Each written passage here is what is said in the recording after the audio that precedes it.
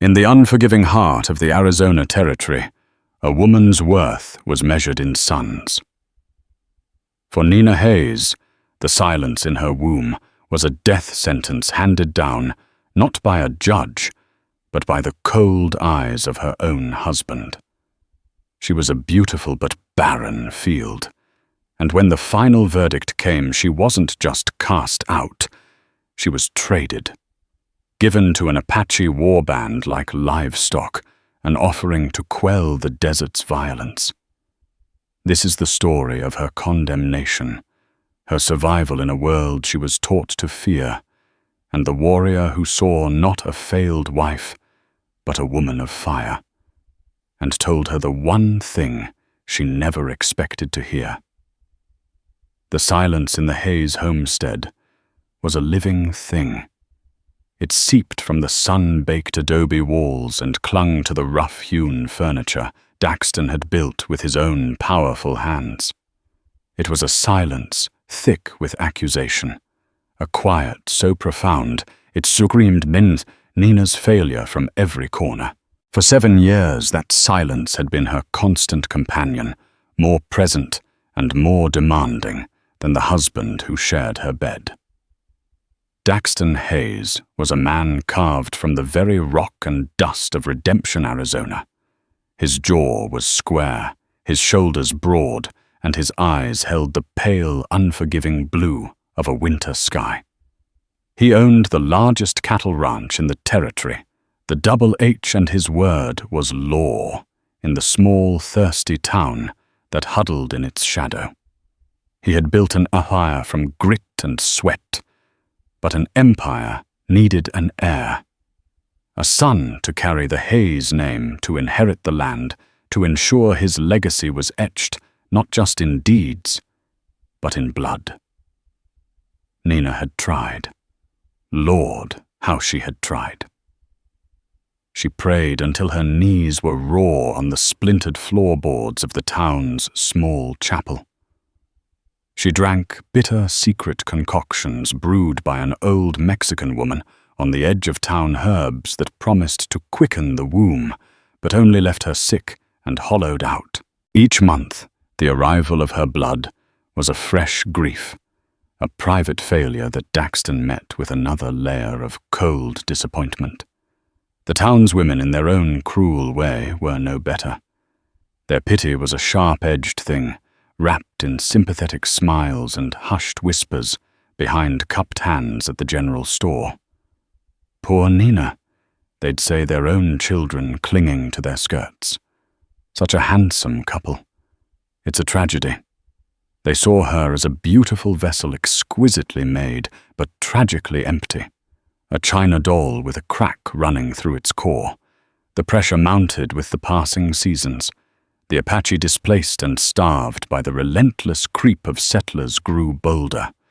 Raids on outlying homesteads became more frequent, their targets, shifting from livestock to the precious water sources. The tension in Redemption was a bowstring pulled taut, and Daxton's temper frayed with it. His obsession with an heir became intertwined with his fear for his legacy. An Apache arrow could undo a lifetime of work in a heartbeat, but a son would ensure it lived on. The final blow came on a Tuesday, under a sun so white and hot it felt like a judgment. Dr. Abernathy, a man whose hands smelled of carbolic soap and whiskey, visited the ranch. He was old, with rheumy eyes that had seen too much birth and too much death to bother with pleasantries. After a brief, humiliating examination of Nina in the sparse light of the bedroom, he delivered his verdict to Daxton in the parlor. Nina stood just outside the door, her ear pressed to the wood, her heart a trapped bird against her ribs. "It's a barren womb," Daxton Abernathy said, his voice low and gravelly. "Some women are just fallow ground. I've seen it before. You could plow this field for another 20 years and never see a sprout." The silence that followed was different. It wasn't the usual simmering silence of disappointment. It was the absolute chilling void of a final ending. I thank you for your time. Dr. Daxton's voice was unnaturally calm. Nina pulled back from the door, her hands clammy. She retreated to the kitchen, staring out the window at the shimmering heat rising from the parched earth. Fallow ground. The words echoed in the emptiness inside her. She was no different from the cracked, useless dirt beyond the fence line. That night, Daxton didn't come to their bed. Nina lay awake, listening to the coyotes cry, the sound a perfect match for the desolation in her soul. When he finally entered the room near dawn, he wasn't wearing his nightshirt. He was fully dressed in his riding clothes, his face a mask of grim resolve. "Get up, Nina," he said. His voice was flat, devoid of all emotion. "Get dressed. Wear something sturdy." A flicker of hope, desperate and foolish, sparked within her. Was he taking her away? To a specialist in Tucson? To a place of healing? She dressed quickly, her hands fumbling with the buttons of her plainest cotton dress. He led her not to the buckboard, but to 2 saddled horses.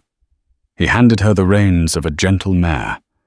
They rode out as the sun bled orange and purple across the eastern mountains. They didn't speak. The only sound was the rhythmic clop of hooves on the hard, packed earth. Daxton rode ahead, a rigid silhouette against the growing light.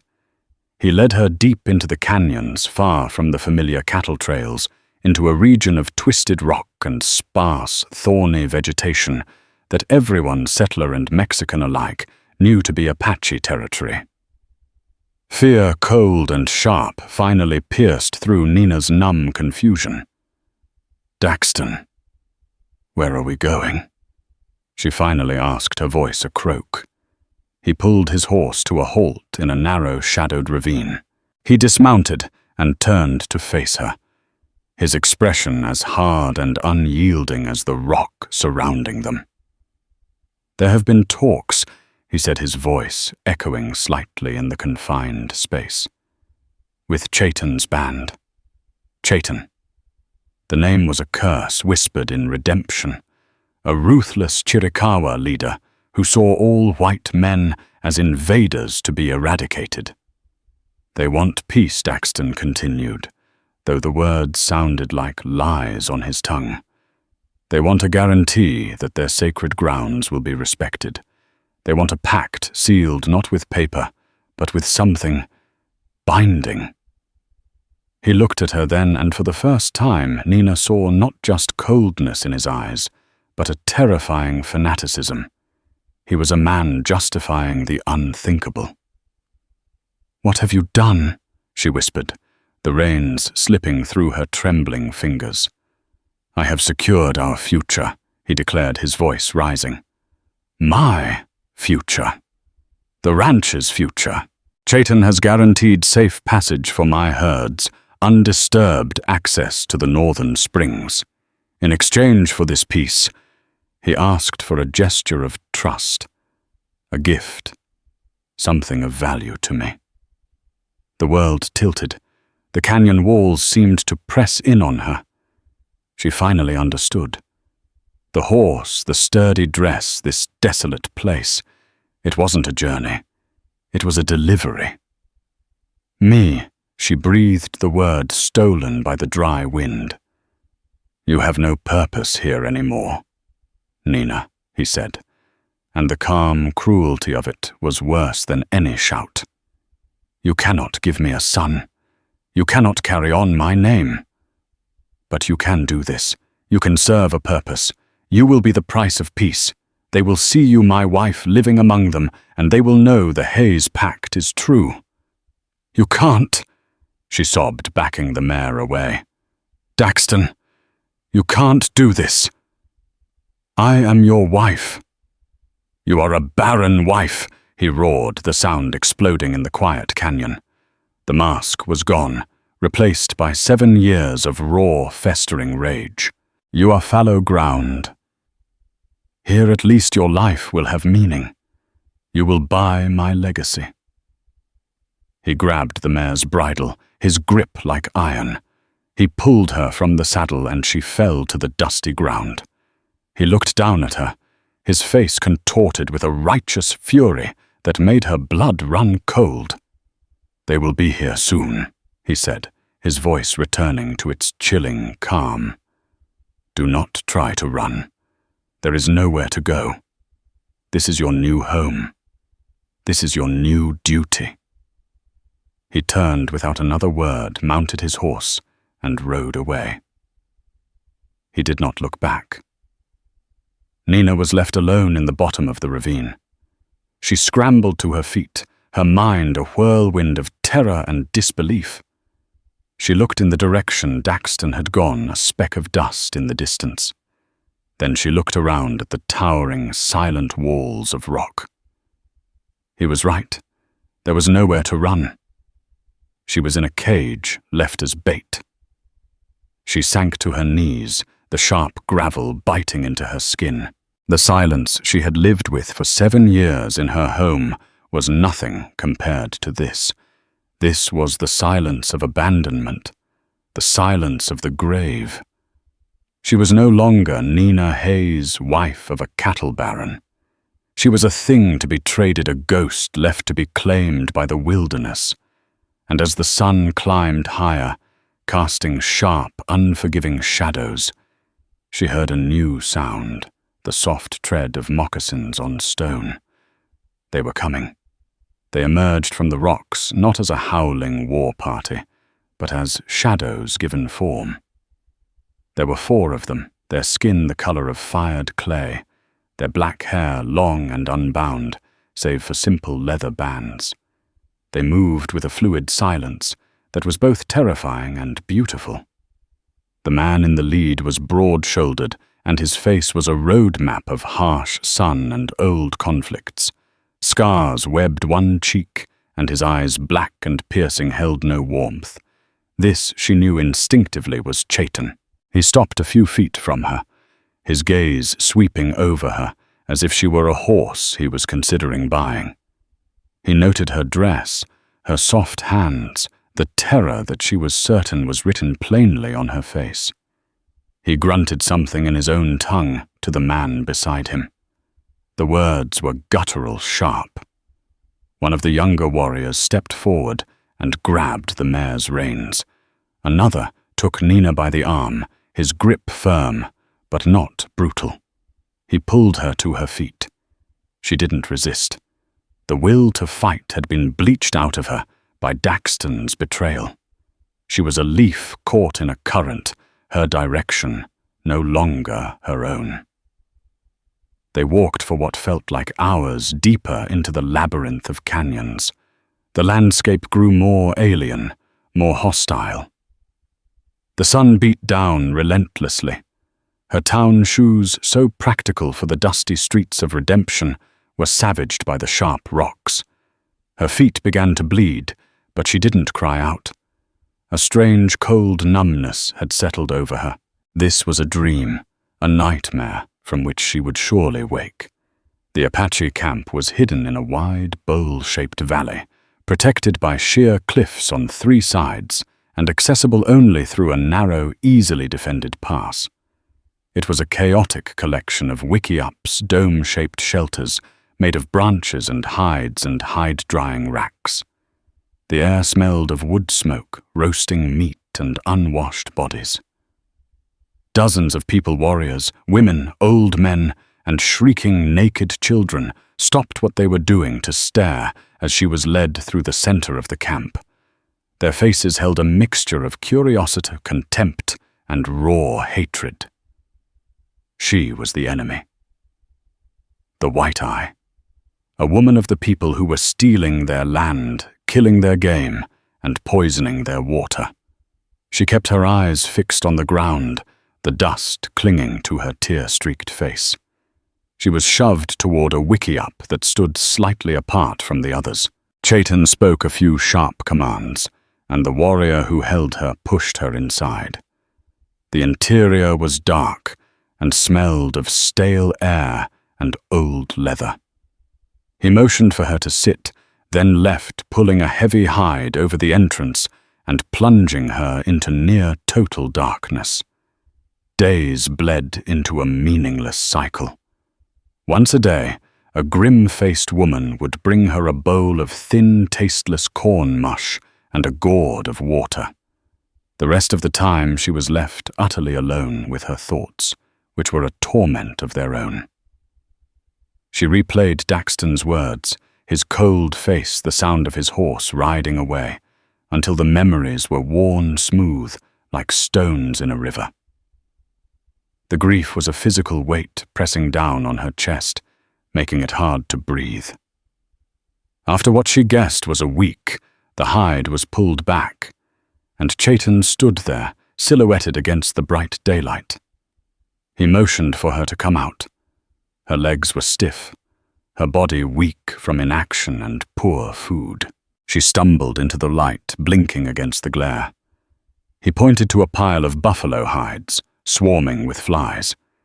He handed her a scraper, a sharpened piece of flint. The message was clear. Her time as a guest was over. She was now a slave. The work was brutal. Her hands, accustomed to needlepoint and kneading dough, were soon raw and bleeding. The stench of the hides was nauseating. The other women worked nearby, their movements economical and practiced. They ignored her, their silence a wall of condemnation. When she fumbled with the scraper, letting it slip and gouge a hide, one of them spat on the ground near her feet. Nina learned through Val and observation. She learned the rhythm of the scraper, the right angle to remove the flesh without tearing the skin. She learned to ignore the burning of her muscles and the searing pain in her hands. In a strange way, the mindless physical labor was a mercy. It left no room for thought, no space for the crushing weight of her sorrow. It was during this time that she first noticed him. He was not one of Chaitan's inner circle of hulking, boisterous warriors. He was leaner, quieter, with a face that seemed more thoughtful than aggressive. He often stood alone, watching the horizon, his posture relaxed but alert. His name, she would later learn, was Kael. He was a scout, one of the best. He could read the land like a book, discerning the passage of men or animals from a single broken twig or a displaced stone. Unlike the other warriors, who looked at her with contempt, his gaze was different. It was neutral assessing. He watched her work not with pity, but with a kind of detached interest, as if she were a strange, new animal he was studying. One afternoon, as she was struggling to haul a bucket of water from the muddy, depleted spring, her foot slipped on a wet rock. She fell hard, the bucket clattering away, the precious water splashing into the dust. The other women laughed, a harsh, mocking sound. Humiliation burned her cheeks hotter than the sun. She sat there, her ankle throbbing, her dress soaked in mud, feeling the sting of tears. She didn't hear him approach. A shadow fell over her, and she looked up to see Kael standing there. He didn't offer a hand. He simply picked up the empty bucket. He walked to the spring, filled it, and brought it back, setting it down beside her without a word. Then he turned and walked away.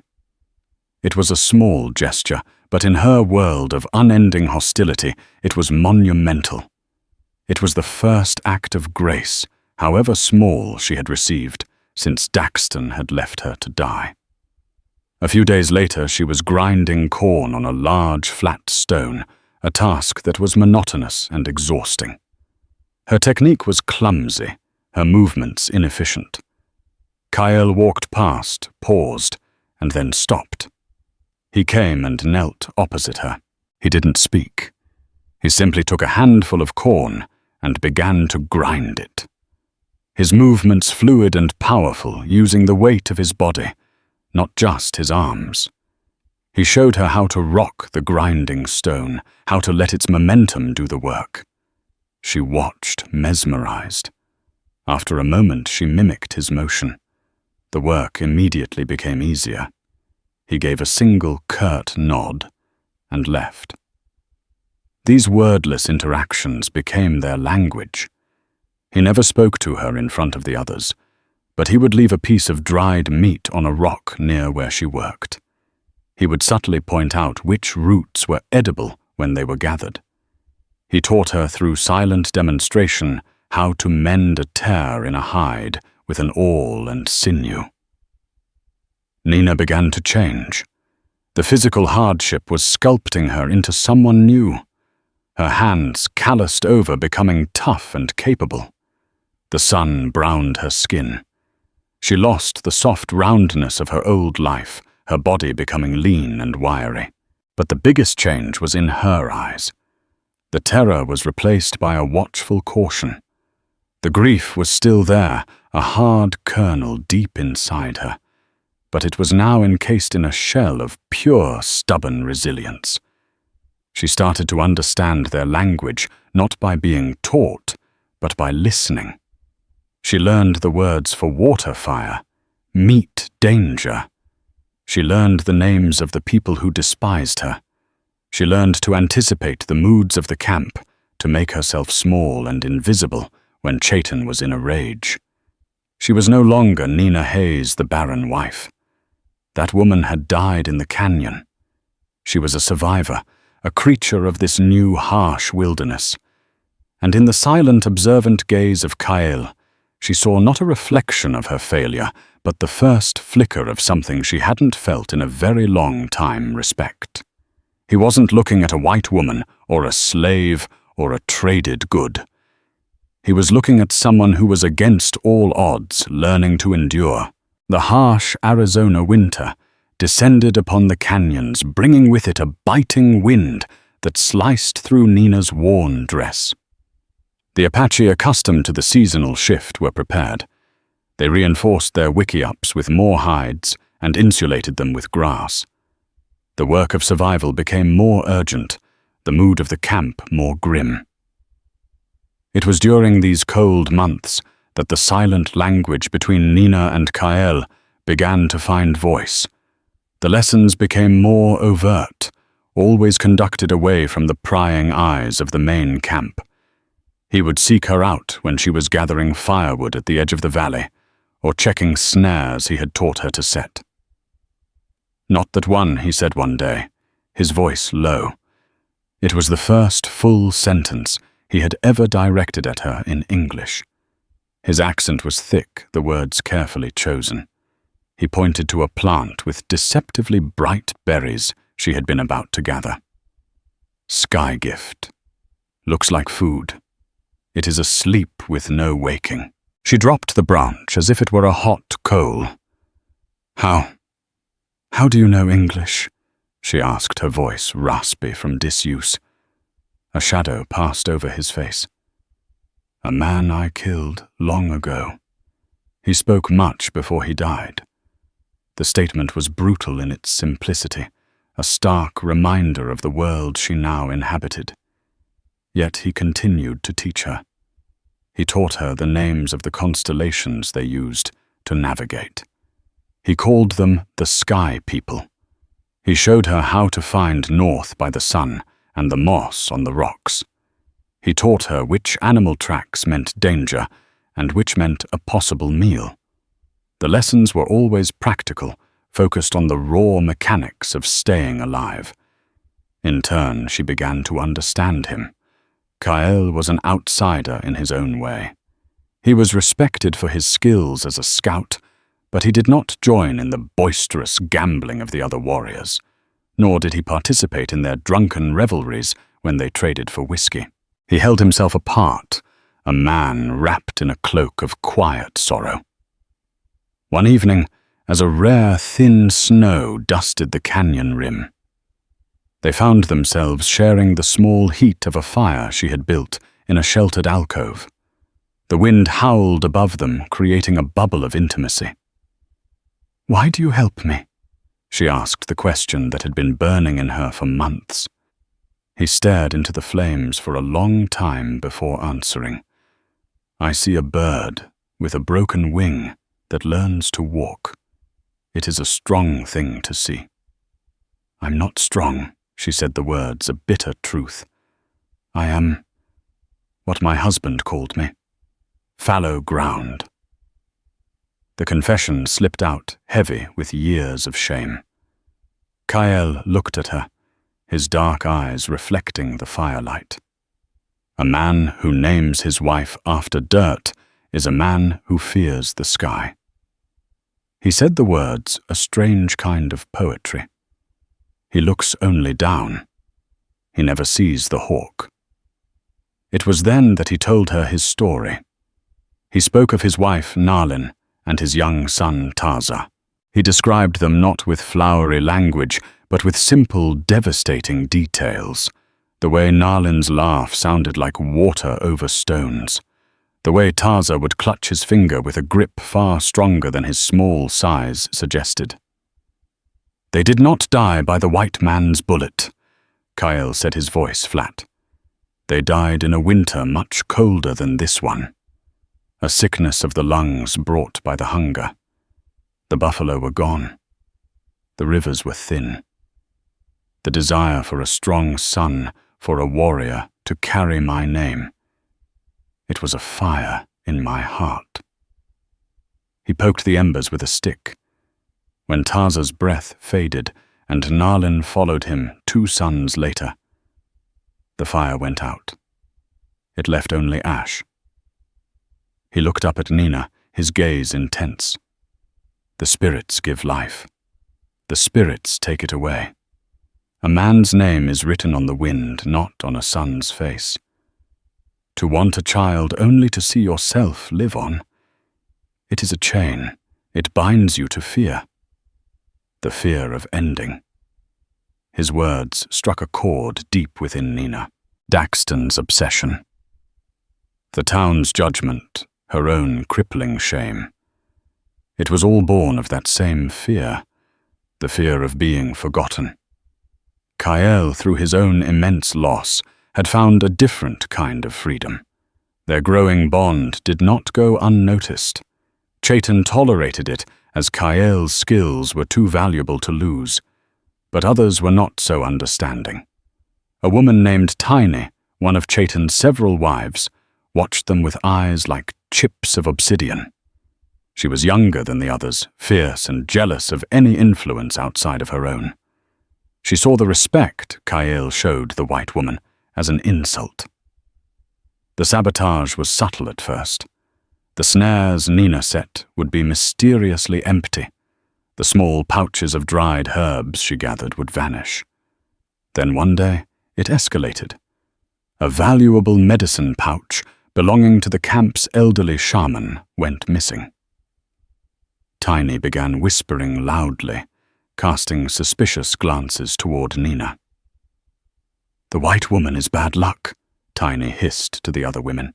She has a hole inside her where a soul should be. She takes things to try and fill it. The accusation was dangerous. Stealing from the shaman was a grave offense. Chaitan, his face like a thundercloud, dragged Nina into the center of the camp. The entire tribe gathered their faces hostile. "Where is it?" Chaitan demanded in his own language, his hand resting on the knife at his belt. Nina, terrified, shook her head. "I didn't take it. I know nothing of it." Tiny stepped forward. "She hides it in her sleeping robes. I saw her." 2 warriors moved toward Nina's sleeping place, a simple pile of hides in a shared wickiup. Panic seized her. She was being framed and she had no one to defend her. Her word meant nothing against Tiny's. "Stop!" The voice was calm, but carried an undeniable authority. Kael stepped into the circle. He stood between Nina and the warriors. All eyes turned to him. "Tiny lies." Kael set his gaze fixed on Chaitan. He did not look at Tiny. Tiny shrieked with outrage. "He is bewitched by her."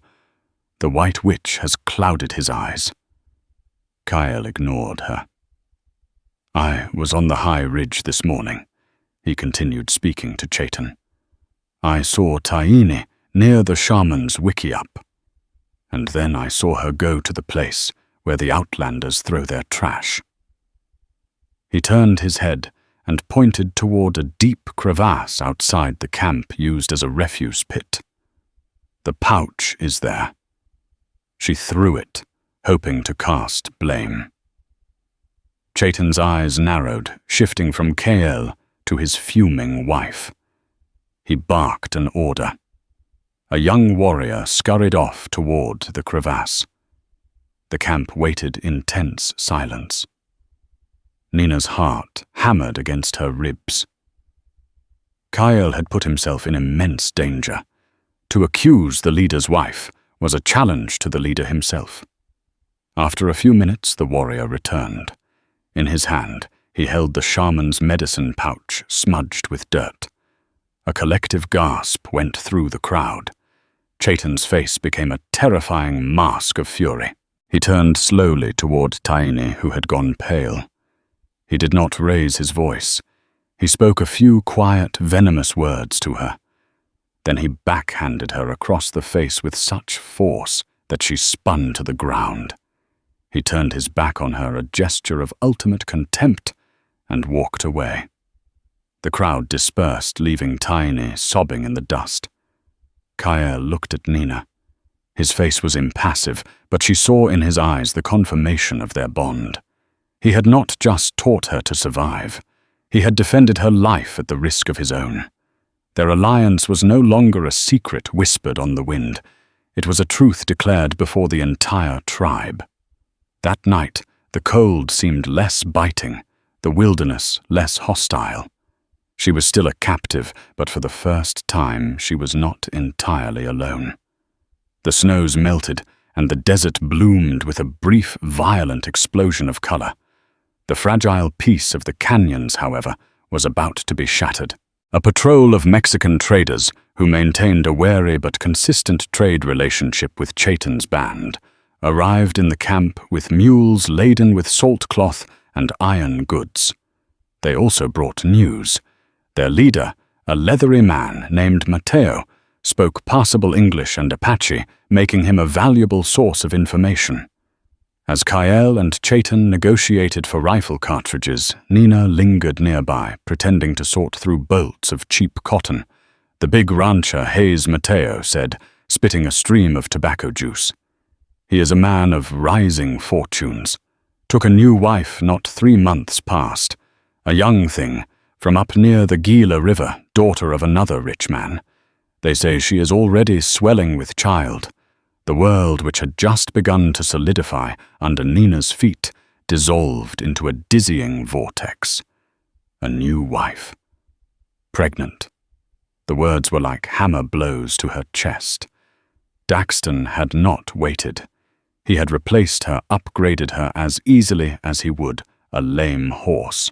The last stubborn ember of the woman she used to be. The part that still in its most secret heart felt the sting of a wife betrayed, flared into a roaring inferno of rage. It wasn't grief she felt. The time for that was long past. This was something colder, harder. It was the final severing of a rotten cord. She was truly free of him, and the liberation was terrifyingly fierce. Kael glanced at her as Mateo spoke. He saw the color drain from her face, only to be replaced by a chilling, stony resolve in her eyes. He knew without a word being spoken that the news had changed everything. The reckoning came sooner than anyone expected.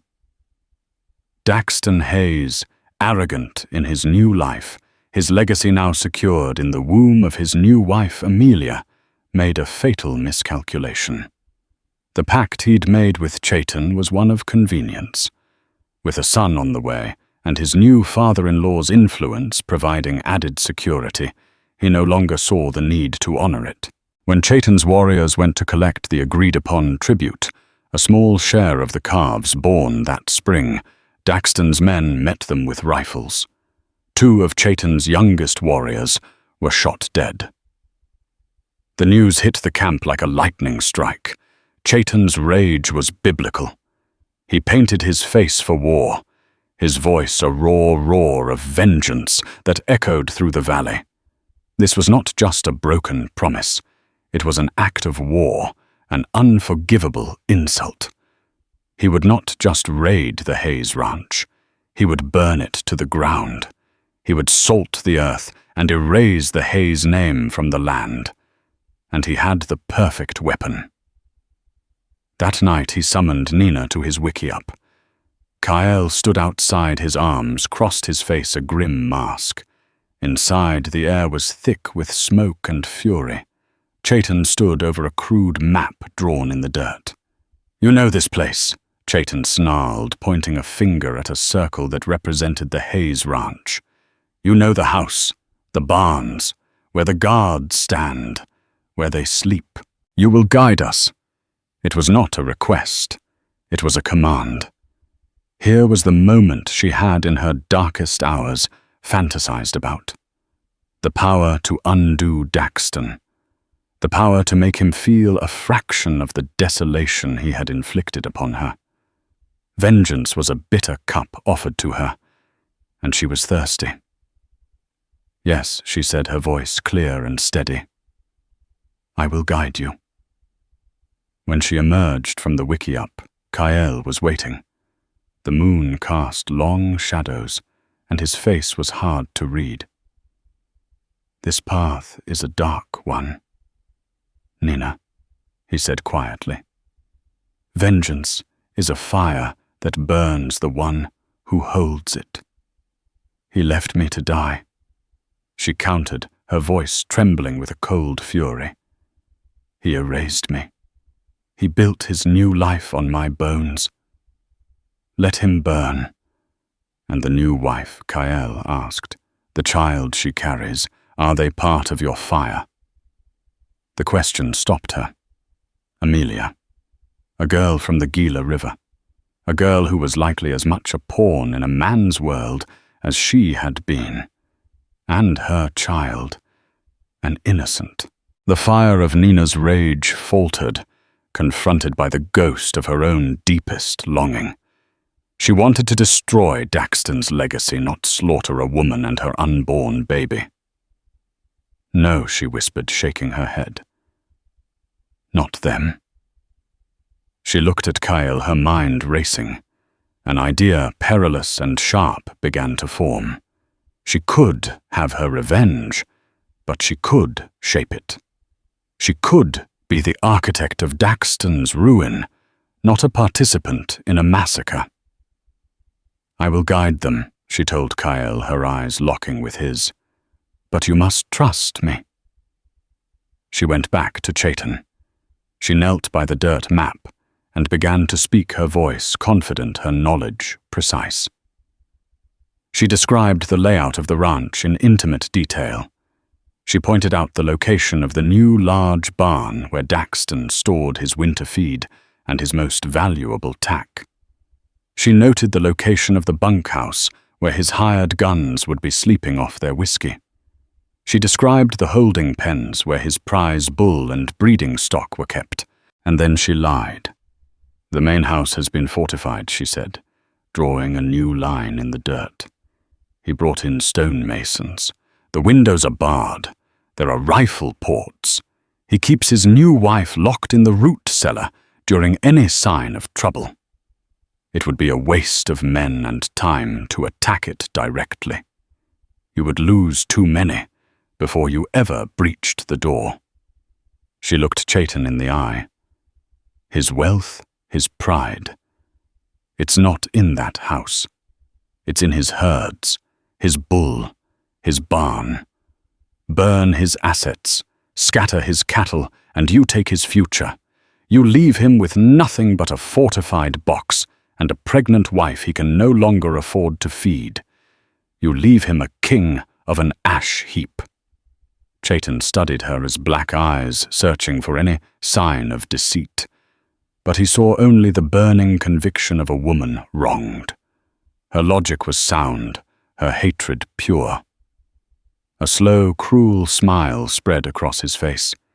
He liked the poetry of it. To leave the man aloof but utterly ruined was a more profound vengeance than a quick death. "It will be, as you say," he declared. "We ride at dusk tomorrow." As the war party prepared, painting their faces and chanting their ancient, chilling songs, Nina found Kyle checking the fletching on his arrows. He was going. Not to kill, she knew, but to watch. To be there. "It is done," she said quietly. "I've aimed the arrow. I pray it flies true." Kyle looked up at her, his expression unreadable. An arrow once loosed follows its own path on the wind. The raid began as a whisper, a slithering of shadows from the northern bluffs where the ranch's defenses were thinnest. Nina watched from a high ridge the coarse granite dwelt beneath her hands. Kyle was beside her, a silhouette of calm resolve against the star-dusted sky. Below them, the Double H Ranch lay sleeping, a place that had once been her entire world, now reduced to a tactical map in her memory. A knot of ice and fire coiled in her stomach. This was it. The culmination of her rage, the final answer to Daxton's profound betrayal. Then the whispers became a roar. Torches held low until the last moment bloomed into existence like malevolent flowers. They weren't aimed at the main house, the stone fortress of her former life. They were flung into the massive timber-framed barns and the long, low bunkhouse. Flames licked hungrily at the dry wood, and within moments the night was torn open by a cacophony of splintering timber. The panicked, high-pitched screams of horses and the terrified bellowing of trapped cattle. The smell of burning hay and pine rose to their perch, a scent of acrid justice. Nina felt a grim, terrible satisfaction. She watched the heart of Daxton's empire, his assets, his future, his pride turn to incandescent orange and black smoke. This was not a blind massacre. It was the surgical dismantling of a man's legacy, the very thing he had traded her for. Let him watch it burn. Let him feel the heat of his own ruin. But as the chaos swelled, the clean lines of her vengeance began to blur. The detached satisfaction curdled into something more complex, more nauseating. The fire was alive, indiscriminate. The sounds were not just of destruction, but of terror. She had unleashed this. The cold knowledge of her own power was a heavy, suffocating thing. Suddenly, the front door of the main house was thrown open, spilling yellow lamplight into the maelstrom. A figure, silhouetted and broad, charged into the yard. Daxton. He wasn't cowering as she'd imagined. He was incandescent, with a fury that matched the fires around him, a repeating rifle held at his hip. And clinging to the doorframe behind him, her face a pale oval of terror in the flickering light, was his new wife. Amelia. Nina's breath caught in her throat. She was young, younger than Nina had been when she first came to this ranch. Her blonde hair, unbound, seemed to catch the firelight like a halo of panic. This was the woman who had taken her place, the vessel for the air Nina could never provide. And she looked utterly, horrifyingly fragile. Daxton began firing his shots, wild and useless against the fast-moving shadows. He was roaring his words, lost in the din, but his rage was a palpable force. It was the same blind, absolute fury he had turned on her. Seeing it now from a distance, Nina felt not a flicker of her old fear, but a profound, chilling pity. He was a king, raging alone in his crumbling kingdom. His presence, however, was an unplanned disruption. The raid's discipline fractured. A trio of Chaitan's younger warriors, their blood hot with victory, and whiskey traded from the Mexicans, broke away from the burning barns. They let out a unified, whooping cry and turned their attention to the real prize, the rancher himself. Their knives gleamed. The surgical strike was about to become a slaughter. "No." Nina whispered the word, a dry leaf in the wind. Kael put a steadying hand on her shoulder, but it was too late. The carefully constructed dam of her control broke. This wasn't her plan. Her revenge was on Daxton's pride, not his life. And it was not on the terrified woman in the doorway, or the child she carried. The thought of that innocent life being extinguished in this inferno of her making was unbearable. Propelled by an instinct she didn't know she possessed, she scrambled down the rocky incline, loose stones skittering away from her feet. Nina Kael's voice was a sharp warning behind her, but she didn't stop. She ran her Apache-made moccasins silent on the hard-packed earth toward the center of the storm she had created. She reached the edge of the ranch yard, her lungs burning just as the warriors cornered Daxton near the stone well. He had fired his last cartridge. His rifle was now just a heavy piece of wood and steel in his hands. He was panting, his eyes wide, with the primal fear of a trapped animal. He saw her then, emerging from the shadows into the hellish light. His jaw went slack. The fury on his face collapsed into utter soul-shaking disbelief. "Nina." He croaked the name, a ghost on his lips. He stumbled back a step, as if he'd seen an apparition rise from the grave he'd dug for her. You're with them." The warriors paused their momentum, broken by this bizarre tableau. A white woman, dressed in Apache leather, confronting their quarry. In that momentary silence, her voice, though shaking, cut through the crackle of the flames. "You left me in the dirt." "Daxton," she said, each word heavy with the weight of 7 years. "You planted nothing. You harvest nothing." His mind, unable to process the reality of her survival and betrayal, snapped. All his fear, his loss, his humiliation coalesced into a single, burning point of rage directed at her. If he was going to die, he would drag this specter of his failure into the fire with him. With a guttural roar, he dropped the useless rifle and lunged. He never reached her. There was a soft hiss, almost too quiet to hear in the din, followed by a solid thump. Daxton screamed a high, strangled sound and staggered back, his lunge collapsing. An arrow protruded from the thick muscle of his shoulder, its dark feather fletching stark against his white shirt. Nina looked past him. Kael stood 20 yards away, a bow in his hand, his expression calm and focused. He hadn't killed. He had simply ended the fight.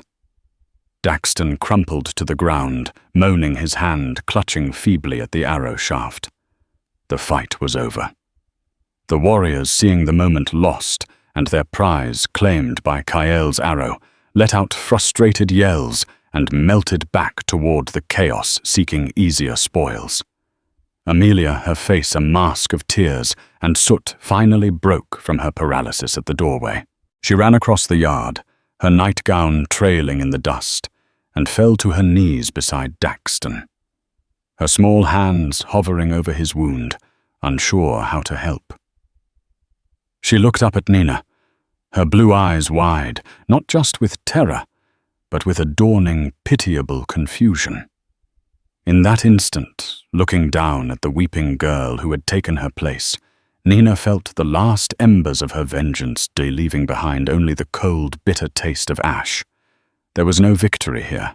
There was only a circle of pain, and she was standing in the center of it. This girl was not a rival.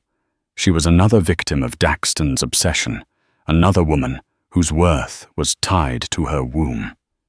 Kael was suddenly at her side, his grip firm on her arm.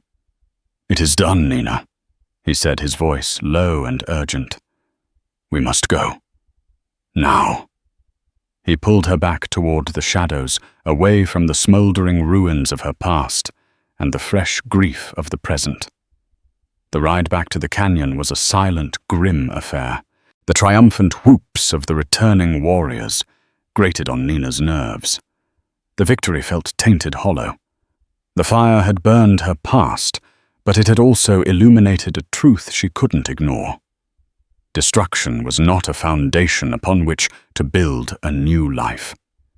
The consequences of the raid were as swift and brutal as Kyle had predicted. The Double H was not just any ranch. Daxton's new father-in-law had influence that reached all the way to Prescott.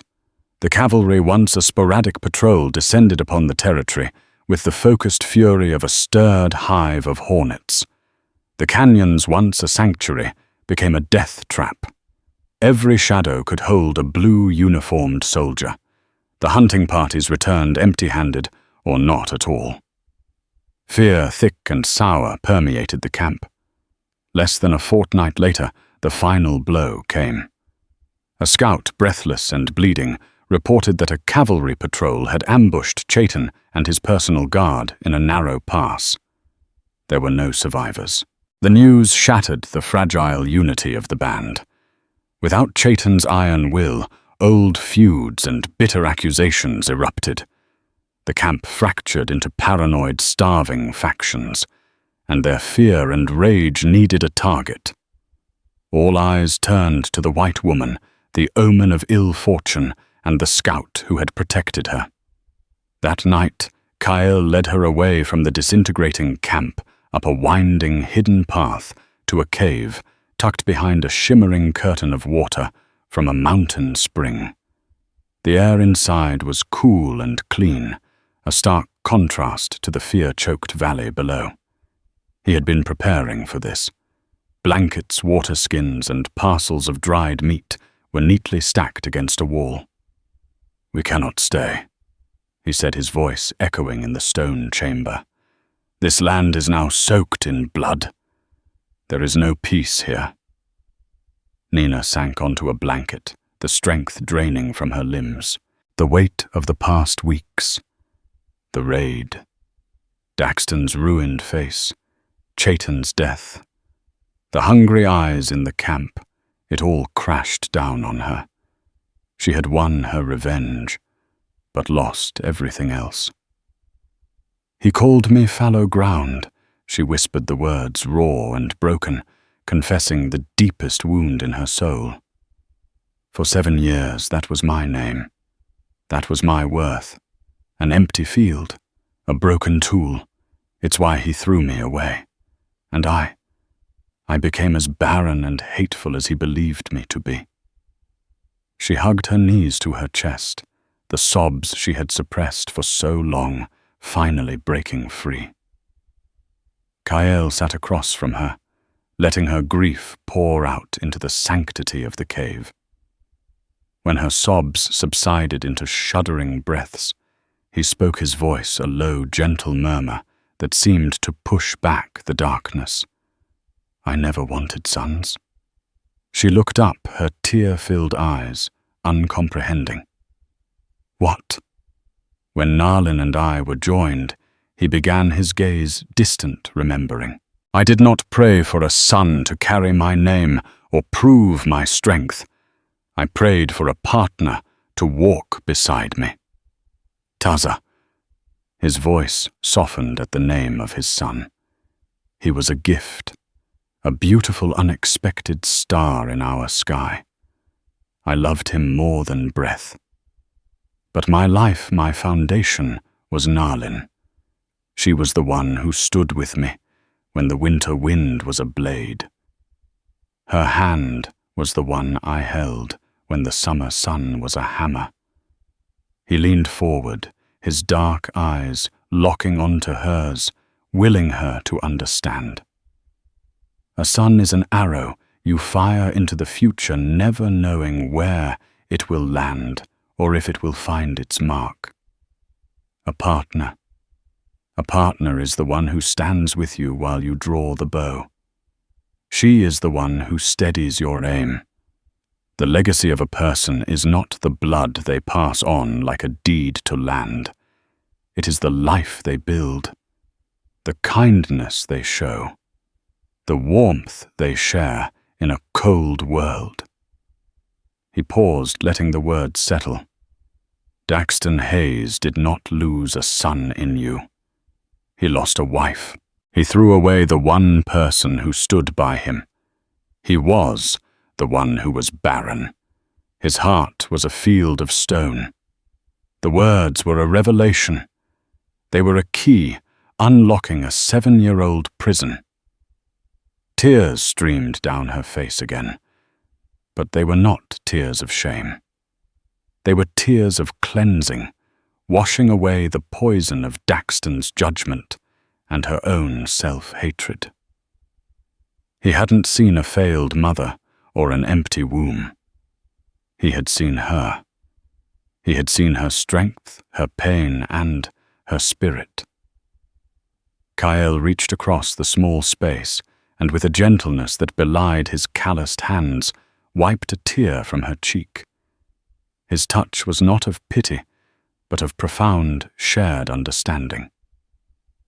"There are stories," he said softly, "from the old ones, of a valley to the north, far beyond the painted desert, a place the war has not yet touched.